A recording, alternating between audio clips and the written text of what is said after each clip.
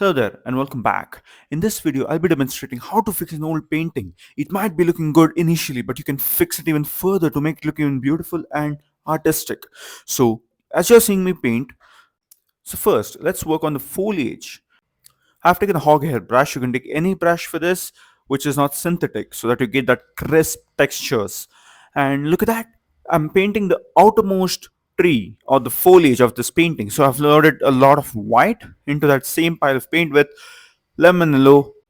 So what are the things involved in fixing a painting? There are three main things which will enhance your painting.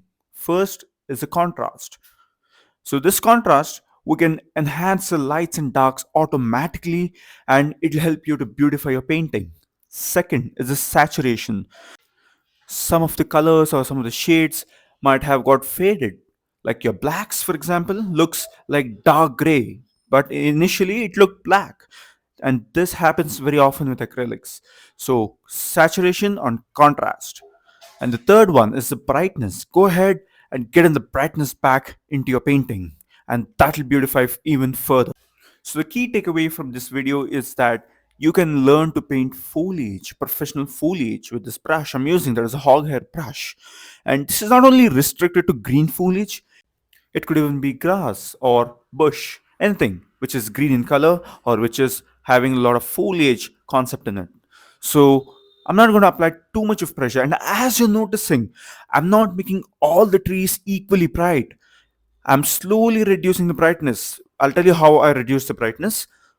The reason I'm decreasing the brightness is that it should fit together. And it's from a reference picture. I'm referring that one and painting this. And also, usually, you have to create a distinction. The first tree was the nearest to the sunlight. So that is the reason that became the brightest. And next one in the middle had some mid tones, but yes, it was fairly brighter. And this one is going to be much greener, not that yellowish, much greener. Now I'll tell you how do you manipulate this brightness. Well, it's just because of one shade of yellow, that is lemon yellow. I applied lemon yellow and white. I mixed those two colors together for the first tree, and next one next to it, that is the middle one, I used little bit of sap green and I reduced white.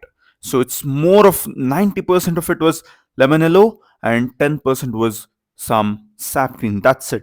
And for this tree, I've not cleaned the brush and I'm just going with the same brush, but now I've mixed in some more sap green. So 70% sap green and rest 30% is whatever color was left on the brush previously. So that is the way you easily manipulate this brightness and you can bring your painting to life once again. And let's see the grass. And same thing applies to grass as well. It might be in the background, foreground, or in the midground. Just sort of apply very minimal pressure. This brush has been working for me. So what's the advantage of going ahead and fixing your paintings? Well, you get back the contrast, the saturation, and the brightness, as I said before. Now, when these things happen together, the saturation, contrast, and the brightness work together, go hand in hand, they make your painting fit very good. And the thing is, you can get a second chance to almost recreate your painting. You're not going to paint each and every element of the painting. As you're seeing me now, I'm painting the foliage and the grass. But look at that effect on the other elements as well. It's getting reflected on the other elements. And I've got a second chance to go ahead and create a different impression for this painting. And so you can. This video is more about how do you fix what are the aspects of fixing an old painting. Another advantage of fixing your painting is you get experience, you get a lot more exposure towards painting landscapes. So you might have used 2 to 3 attempts to paint one single landscape. Well, this is my second attempt for this, or it might be even more for some beginners and some intermediates. It's perfectly fine. Well, when you go ahead with the next painting, fresh painting, you have a lot of clarity. You know what has to be done, what not has to be done. So it's very easy for you. It saves a lot of time. It saves a lot of paint as well. And the enjoyment is the same. You will enjoy painting landscapes because it'll be much better automatically and you get better and better through practice. So I'm not saying don't do everything in the first attempt. Well, if you're doing it in the first attempt, well and good. Yes, you should do that. But in case you feel after some time before you frame the paintings that I need some refinement in this tree, or I need a silver lining for this cloud. Well, you can just go and do that without any hesitation. It's not wrong because ideas keep coming. You're an artist and you're creative. So you can do a lot of these works instantly. And when it comes to your mind, just go ahead, pick up a brush, and do all the necessary changes. And coming back to this painting, look at that. The reflections are getting reflected, which were not there before. So that will make it look even more convincing and realistic. All right, now let's go and paint in the path of this painting. And that's going to enhance it even further. And you'll learn a lot from this. For this, I've mixed in some yellow ochre and some lime yellow and titanium white. Now, at the initial part of this path, that is the farthest part that is near to the sunlight or light source, that part I've used more of lemon yellow and less of white. Okay, so that it looks much warmer. And as we come over here, I'm not going to clean my brush. I'll just sort of get that so that there is some effect of light even there, even in the midground and the foreground. And with that same hog hair brush, I'm doing this.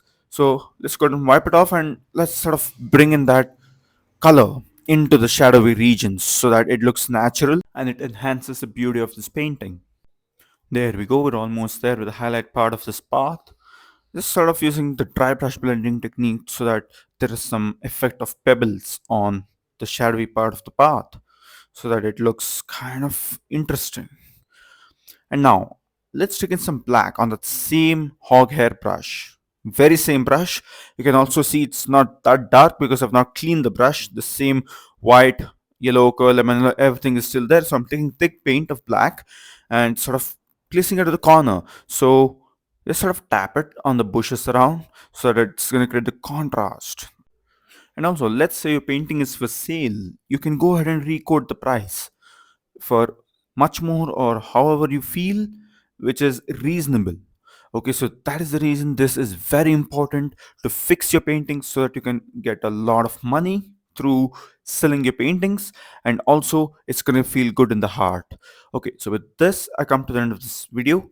I hope you've liked it and I hope I've added some value to your painting skills. Thank you so much for being till the end, and bye for now.